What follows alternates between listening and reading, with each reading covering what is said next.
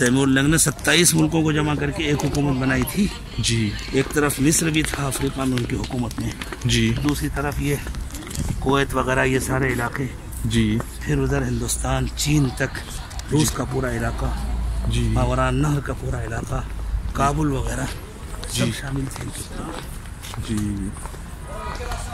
اور ان کو اولیاء اللہ سے بڑی محبت. جی.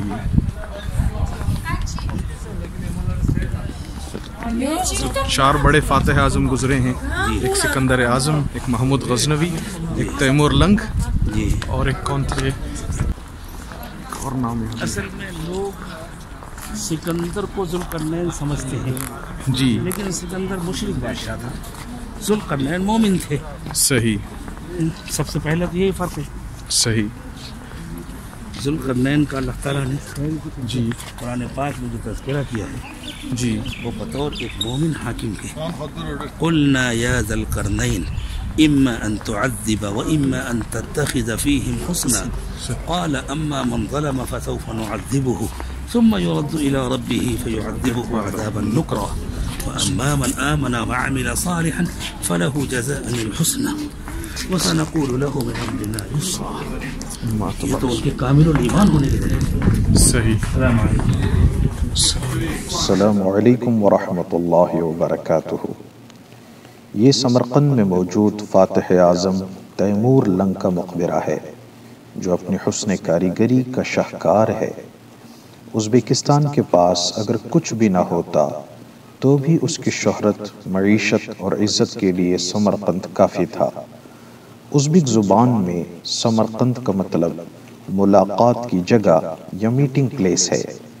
یہ شہر 2700 سال سے بھی زیادہ پرانا ہے. یہ ماضی میں سلک روٹ کا بڑا جنکشن تھا. یہ شہر سینٹرل ایشیا کے پرفضا ترین مقام پر بنایا گیا ہے اور یہ تاریخ کے تمام بڑے فاتحین کی گزرگاہ رہا ہے. سکندر اعظم نے سمرقند کو 329 قبل مسیح میں فتح کیا اور یہ اس کی خوبصورتی اور جغرافیائی پوزیشن دیکھ کر حیران رہ گیا. سمرقند افغانستان اور اس کے بعد ہندوستان کا دروازہ تھا. سمرقند کا اصل دور تیمور سے شروع ہوا.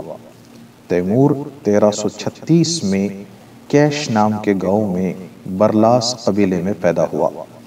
اس کا والد معمولی جاگیردار تھا لیکن اللہ تعالیٰ نے تیمور کو بے انتہا صلاحیتوں سے نواز رکھا تھا.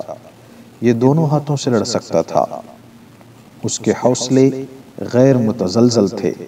یہ بے خوف اور بے رحم بھی تھا اور یہ اس کے ساتھ ساتھ علم اور عالموں کا بھی شیدائی تھا.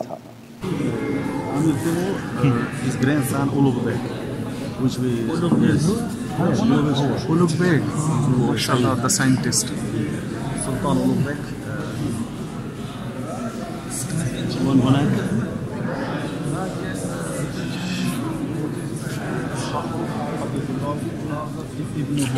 أحد هذا ميران شاهو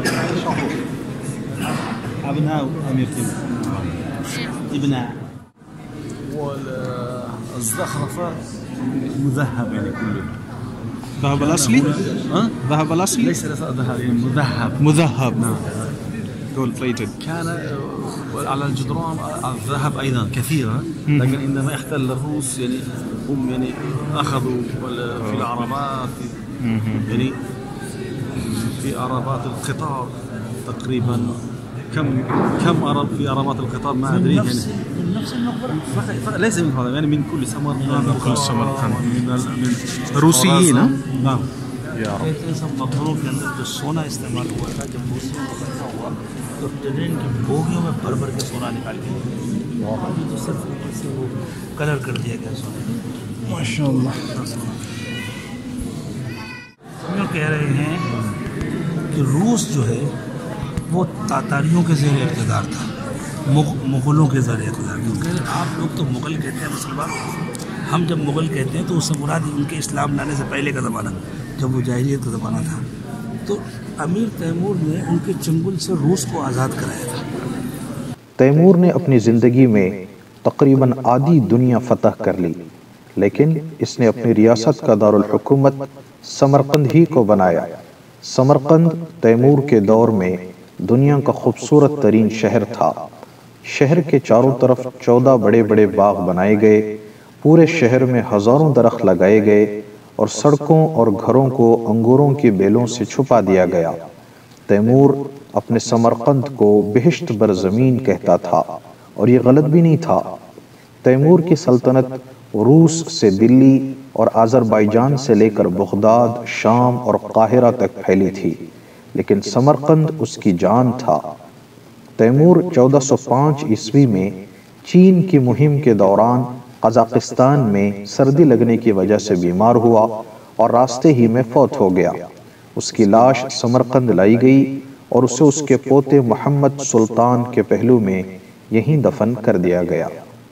تیمور کا پوتا اُلغ بیگ سمرقند کا حکمران بنا، جو ایک ماہر فلکیات سائنسدان تھا، ایسٹرونومر تھا، تو اس نے تیمور کا عالی شان مقبرہ تعمیر کروا دیا۔ اس کے ساتھ شاہی خانقاہ بنوائی، شاہی مدرسہ بنوایا اور اپنے دادا کی قبر کو ہمیشہ ہمیشہ کے لیے زندگی بخش دی۔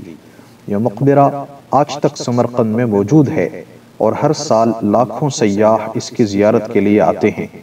سمرقند کے لوگ تیمور کے مقبرے کو گور تیمور کہتے ہیں۔ یہ عالی شان عمارت ہے جو آپ دیکھ رہے ہیں، جو دیکھنے والوں کو پہلی نظر میں ہی کھینچ لیتی ہے۔